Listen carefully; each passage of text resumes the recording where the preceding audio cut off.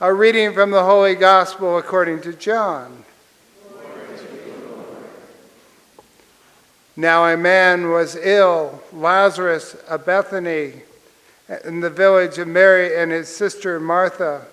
Martha was one who had anointed the Lord with perfumed oil and dried his feet with her hair.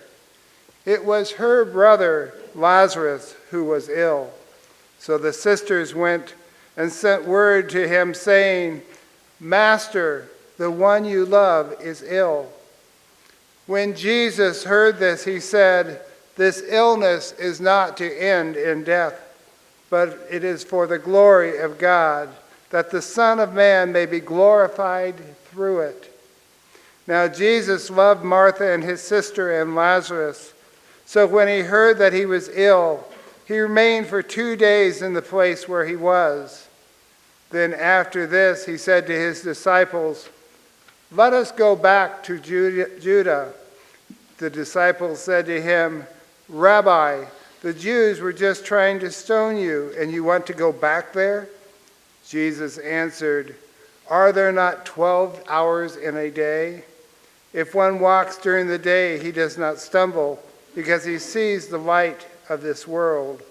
But if one walks at night, he stumbles, because the light is not in him." He said this and then told them, "Our friend Lazarus is asleep, but I am going to awaken him." So the disciples said to him, "Master, if he is asleep, he will be saved." But Jesus was talking about his death, while they thought that he meant ordinary sleep. So then Jesus said to them clearly, "Lazarus has died, and I am glad for you that I was not there, but that you may believe. Let us go to him." So Thomas called Didymus, said to his fellow disciples, "Let us also go and die with him." When Jesus arrived, he found that Lazarus had already been in the tomb for 4 days. Now Bethany was near Jerusalem, only about 2 miles away. And many of the Jews had come to Martha and Mary to comfort them about their brother. When Martha heard that Jesus was coming, she went out to meet him, but Mary sat at home. Martha said to Jesus, "Lord, if you had been there, my brother would not have died. But even now I know whatever you ask of God, God will give you." Jesus said to her, "Your brother will rise." Martha said to him, "I know he will rise in the resurrection on the last day." Jesus told her, "I am the resurrection and the life. Whoever believes in me, even if he dies, will live. And everyone who lives and believes in me will never die. Do you believe this?" She said to him, "Yes, Lord, I have come to believe that you are the Christ, the Son of God, the one who is coming into the world." When she had said this, she went and called her sister Mary secretly, saying, "The teacher is here and is asking for you."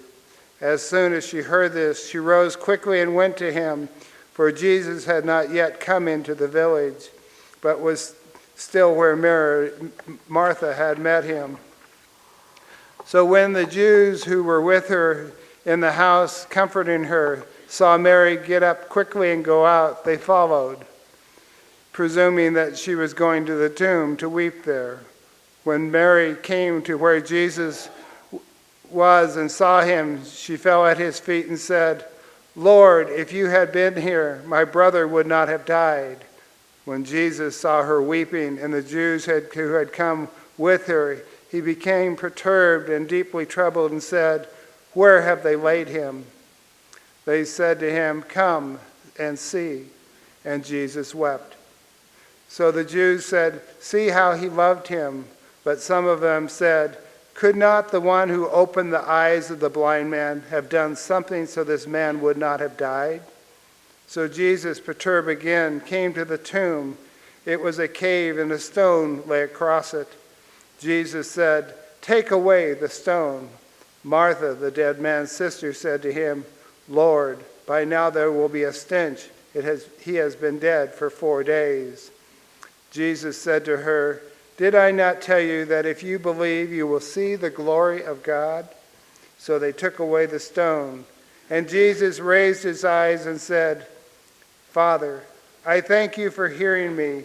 I know that you always hear me, but because of the crowd here, I have said this, that they may believe that you sent me." And when he said this, he cried out in a loud voice, "Lazarus, come out!" And the dead man came out, tied hand and foot with burial bands, and his face wrapped in a cloth. So Jesus said to them, "Untie him and let him go." Now many of the Jews who had come to Mary and seen what he had done began to believe in him. The Gospel of the Lord.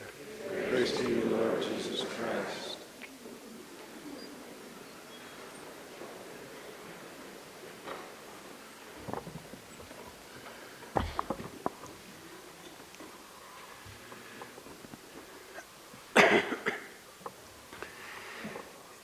When you enter into the tomb of Lazarus in Bethany, it is so small that I actually had to walk in backwards to get in. I couldn't actually bend down to get in. It's really, really tiny little thing. And so I went in there, and I have a picture of me pretending that I was Lazarus coming out of the grave. I went like this. Ta-da! It is a very small, dark place where they say Lazarus was buried. It's one of those traditions with a small T. It's probably somewhere over there, but it could have been. But what's really interesting about Jesus raising Lazarus from the dead is as soon as he comes out of the tomb, Jesus says, immediately unbind him. And so he realizes that death represents sin, that life and freedom deserves to be unbound. And so that's what I want to talk about, because today we're going to have our third scrutiny for those candidates, or catechumens who are going to receive baptism, and candidates who are either finishing up their sacraments or coming into the faith. Before I say that, what happened today 3 years ago? Habemus papam. What does that mean in Latin? We have a pope. Today, the pope, this is his 3rd year anniversary. Let's give the pope a big hand. All right, good job. I called him up. He says hello. And so the pope, in the last 3 years, starting today, he's gave us the year of faith, the year of the family, the year for religious life, and then this year of mercy. And Jesus raising Lazarus from the dead is part of that mercy. Ernest Hemingway tells a story of a man and a boy and his son. They have a fight, and that fight got so bad that the boy left. And the father started looking for him. After a few weeks, he thought the son would come back. He didn't. So he put an ad in the paper. It said, "Meet me in front of the newspaper office, 12 noon. All is forgiven. I love you, your father." And it was addressed to Paco. The next day, 800 Pacos showed up. But that's kind of the way Jesus' mercy works. All is forgiven. I love you, Jesus. When Jesus offered us the sacrament of confession, he unbinds us from the slavery of sin. You guys remember the movie Lord of the Rings? And who has never seen that movie? Raise your hand. Okay, you all have to go to confession now. That is a requirement for all Catholics, because it's a very Catholic movie, very Christian symbols. And the ring in the movie, I'm kind of giving it away, but that's tough. But you guys who've seen it, remember the ring that Frodo put on? And every time he put the ring on, the ring represents sin. And every time we sin, you ever notice that when Frodo put that ring on, he would disappear visibly in front of everybody, but yet he would always see the demons So his humanness disappeared, but he was still present. So when sin conquers our life, you actually become unhuman. You lose yourself in sin. And when you take it off, he would appear. And when Jesus rose Lazarus from the dead, he made him human again. When we go to confession, we become more human. The more we sin, the less human we become. And exactly as the ring brings sin and slavery to that person, the more we embrace Christ through the Sacrament of Reconciliation, the more we are unbound. We are free, free at last. So Jesus wants us to have that freedom. We're the only people who don't want that freedom. We don't want what's best for us. We like to be enslaved. We're all guilty of it. We choose sin. We choose to die like Lazarus, to be put into a tomb and become unhuman. When we truly want to be unbounded and free, and we truly understand the Sacrament of Reconciliation, healing and freedom comes. And what do I mean by this? All of us have habitual sin in our life. Some are mortal, some are venial. We all have it. The devils like to focus on our sinful nature, and they like to pinpoint specifically your personal weakness. And they just love to pull that scab off every time they have an opportunity. They just love to manipulate you. And so what happens is, if we do a good examination of conscience and we truly focus on what our habitual sin really is, and we go to confession and say, you know what, this is the root cause of this sin. I want it out. I want it out like cancer. I want to chemotherapy out. I want to nuke it out. And only way to do that is to be aware of it and go to confession and say, I have this particular sin. I want Jesus Christ to heal that wound. That wound could be unforgiveness of somebody in your life. It could be an event that happened to you that was really bad. It could be an event that you did that was really, really bad. It could be various things. It could be anything. It could be an addiction to something. Whatever that wound is, that's causing you to be less human. And you have to focus on those wounds. And you tell Jesus, I want this wound closed. As soon as you close that wound and say, I will no longer want the devil to manipulate that evil in my life or imperfection or whatever that sin is, the devils can't manipulate that memory anymore, and they can't pick at it, because now from the inside out, you're healing that wound to the point where now the devils are running out of things to manipulate you and harass you with. That's the good news. That confession brings that. So just like sin brings death to the soul, and you say, you know what? I want this sickness out.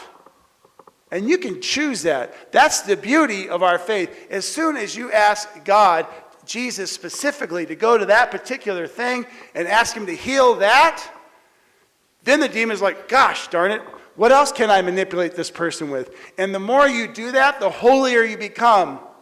And then eventually, you're only down to one or two vices or imperfections that drive you crazy for the rest of your life. And we all know what mine is.